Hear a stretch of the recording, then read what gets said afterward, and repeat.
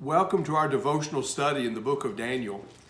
We are continuing our study in this one on the 5th chapter of the book of Daniel. In our last study, we began our study of Daniel chapter 5 as we looked at an overview of the chapter, and then we considered the point that we can learn from the chapter that we truly are unaware of future events. I don't want to go back over all of that again, but in this lesson, we will continue looking at Daniel chapter 5 and a lesson that I've entitled The Handwriting on the Wall. As you probably are familiar, that particular phrase comes from the 5th chapter of Daniel. Belshazzar, who now is the king, who began reigning at the death of his father Nebuchadnezzar, has a drunken feast in which he takes the vessels that were taken out of the temple in Jerusalem and uses them as common eating and drinking vessels in this drunken feast. And as it's going on, he sees a hand writing on the wall. It has a terrible effect upon him. And so as we continue looking at that chapter, let's give some thought to some additional lessons that we can learn. And in addition to what we've seen already in Daniel, the 5th chapter, I think we need to learn that it is a serious mistake to treat sacred things as common. Look at verse 2 of Daniel, the 5th chapter. And this describes what they did during this feast. Belshazzar, as he tasted the wine, commanded to bring the golden and silver vessels which his father Nebuchadnezzar had taken out of the temple, which was in Jerusalem, that the king and his princes, his wives, and his concubines might drink therein. Then they brought the golden vessels that were taken out of the temple of the house of God, which was at Jerusalem. The king, his princes, his wives, and his concubines drank in them. And then over in the 23rd verse, as Daniel is explaining to him the meaning of what is written, and is trying to get Belshazzar to understand on the basis of what happened to his father Nebuchadnezzar, the terrible choices that he's made. In verse 23, Daniel says, back up to verse 22. Thou his son, O Belshazzar, hast not humbled thine heart, though thou knewest all this, but hast lifted up thyself against the Lord of heaven. And they have brought the vessels of his house before thee. Thou and thy lords, thy wives, thy concubines have drunk wine in them. Thou hast praised the gods of silver, of gold, of brass, of iron, of wood, of stone, which seeth not, nor hear, nor know. And the God in whose hand thy breath is, and whose are all thy ways, hast thou not glorified. You see, Belshazzar wasn't just using these vessels in a very common way, but in so doing, he was dishonoring the God of heaven, and he was honoring gods that did not exist. But can't we be just as guilty as Belshazzar? I want you to think with me about some things that are truly sacred, and yet so many times we treat them as common. Think, for example, of your mind. The mind is a sacred thing. The Bible describes the mind in a lot of different ways. In Ephesians 4, for example, and in verse 17, the Apostle Paul speaks of the Gentiles who walk after their own way, who do not obey God. He speaks of the vanity of their mind. The word vanity means empty, that there's no substance in their mind. By contrast, the Apostle Peter, in 2 Peter 3 and verse number 1, speaks of his readers who were faithful Christians as having pure minds. Minds that are empty, minds that are wasted, minds that are pure. What makes the difference between them? And Proverbs chapter 23 verse 7 gives us the answer. Because there the wise man Solomon said, as a man thinketh in his heart, so is he. The way we use our mind is what makes the difference between it being described as vanity or empty, or described as pure. In the Sermon on the Mount, our Lord in the Beatitudes, in verse number 8 of Matthew chapter 5 said, "Blessed are the pure in heart." The word heart there is the idea of the mind. And so Jesus speaks in the same way Peter does when he speaks of those who had a pure heart. He said, "Blessed are those who are pure in heart, for they shall see God." Now, how does that happen? It happens because of what we put into the heart. I'm sure young people often get tired of hearing those of us who are older giving them warning about what they watch or what they listen to or what they read. Because with experience, we've come to understand that has an impact upon us. It affects our mind. It affects the way we think. What we put into our mind determines what's going to come out in our lives. And so, Philippians 4 and verse 8, Paul's prescription about how we ought to think. He says, "Finally, brethren, whatsoever things are true, whatsoever things are honest, whatsoever things are just, whatsoever things are pure, whatsoever things are lovely, whatsoever things are of good report, if there be any virtue, if there be any praise, think on these things." Don't treat your mind as something common. Your mind, created by God, created different from every other thing that he created in this world, the mind of man, different from everything he's created, truly is a sacred thing. In the same way, our bodies are sacred vessels. In 1 Corinthians chapter 6 and verse 19, the Apostle Paul raises the question with the church in Corinth. He said, "What, know ye not that your body is the temple of the Holy Ghost which is in you, which ye have of God, and ye are not your own? For you are bought with a price. Therefore glorify God in your body and in your spirit, which are God's." He said, your body does not belong to you. And for that reason, you should treat it differently. We, human beings, are made in God's image. If you're a Christian, you have been bought by the blood of Christ. You do not belong to yourself. God made you. And if you're a Christian, God bought you. You belong to him. And for that reason, your body is his and should be used in a way to honor and to glorify him. In the letter that Paul wrote to the church in Thessalonica, 1 Thessalonians 4, beginning at verse number 2, he said to that body of Christians, "For ye know what commandments we gave you by the Lord. For this is the will of God, even your sanctification, that ye should abstain from fornication, that every one of you should know how to possess his vessel in sanctification and honor, not in the lust of concupiscence, even as the Gentiles, which know not God." And I'm reading from the King James Version, and some of those words are words we don't use that often, but you get the idea. You know exactly what he's saying. As a Christian, as a person who has obeyed the gospel, there's a way we ought to live. There are things that we ought to do. And when it comes to the body, we recognize it doesn't belong to me. It belongs to God and should be used, therefore, as God intended. And that is going to have the effect from one end of the spectrum to the other. I think about the way we take care of our physical body. There are things that we do so that our health is good. There are things that we practice, exercise and a proper diet and all of those sorts of things. There are things we avoid, things that will damage the body because we recognize this belongs to God. And then from the other side of the thought, from the moral side, there are things we don't do. And I think we go back and emphasize what Paul says. Verse 3 of that passage, you should abstain from fornication.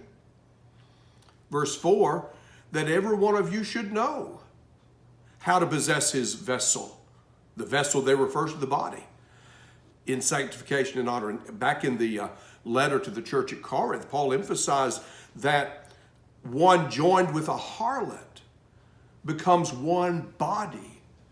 What we do with the body affects our Christian life. Now, we live in a society where fornication is deemed as something not that difficult, not that important. It doesn't really matter what you do. It's your life, it's your body, do what you please. As a child of God, we can't think that way. And it is a dangerous thing to treat that which is sacred, it's what God teaches in His Word, as something that is common. Instead, Romans 12 and verse 1 teaches how the Christian ought to be. I beseech you, therefore, brethren, by the mercies of God, that ye present your bodies a living sacrifice, holy, acceptable to God, which is your reasonable service. Even our body is offered to God. The word present there in that verse means to offer to Him.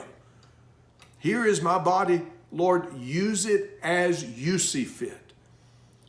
Because it's sacred, that's the attitude that we take. And then think about the name that we wear as Christians. James chapter 2 and verse 7, James is encouraging the Christians to think about the way others are treating them and not to be engaged in prejudice or respect of persons. He said of those who were not Christians, but who may have been rich, do they not blaspheme the worthy name by which you're called? The name Christian is a worthy name. It's a name of honor because it has the name of Christ in it. There's a story told during the reign of Alexander the Great that when some of in his military had misbehaved or were to be punished, they would be brought before him first. And he would be the one to pass sentence. And when this one particular man came before him, he asked him what his name was. And the man said, my name is Alexander. Well, Alexander the Great passed sentence on him. But before the man left, he said to him, I want you to change your name or change your ways. He didn't want somebody with his name out acting as this man had been acting. How do you think Jesus feels? What do you think He thinks when people who wear His name live lives that disgrace and dishonor His worthy and His precious name? It is a very serious thing when we treat that which is sacred as common. But then let's move on to a couple of other thoughts. Number two in this study, we should be careful where we put our trust. Go back to Daniel 5 and look at verse number 7. This is after the king has seen the handwriting on the wall. He's been scared to death because of what he's seen. And he cries aloud to bring in the astrologers, the Chaldeans, the soothsayers. Now, these are the wise men that he turns to for advice, and if there's a dream, that dream might be interpreted. So has them brought in, and the king spake and said to the wise men of Babylon, whosoever shall read this writing and show me the interpretation thereof shall be clothed with scarlet and have a chain of gold about his neck and shall be third ruler in all the kingdom. Well, Belshazzar didn't have respect of sacred things. And as you would expect, he turns to earthly things. He turns to those things that we so often put our trust in when we fail to put our trust in God. He put his trust in his own power, that the king's word would make a difference. He put his trust in the wisdom of his wise men. Even though you think about it in the book of Daniel, they didn't have a very good track record. The wise men were never able to interpret dreams or to explain what had happened. And yet he turns to them and to their wisdom. And then to wealth. You tell me the meaning, and you'll have all of this wealth and all of this power. As if he could somehow bribe the wise men into telling him things that they simply didn't have the ability to do. None of them were effective. because none of those things provide our most basic need. We need to find that in God. And I think we need to learn from Belshazzar, from Daniel, the 5th chapter. There is a place where we can and ought to put our trust. And you see it exemplified back 2 chapters earlier in Daniel, the 3rd chapter, in verse number 17 and 18, when Shadrach, Meshach, and Abednego were standing before, this time, Nebuchadnezzar. And they had been told, you bow down before the image or you'll be cast into a fiery furnace. And they said to him, our God is able to deliver us from the burning fiery furnace, and he will deliver us out of your hand, O king. But if not, be it known to you, O king, that we will not serve your gods, neither will we worship the golden image that you've set up. They put their trust in God, and they were rewarded for it. And we need to learn that same lesson. Learn from the mistake of Belshazzar and from the faith of these Hebrew children. And then the last thing I want us to notice from the chapter in our study, if you think, well, this could never happen to me, you're self-deceived. Look at verse 18 through 23 again.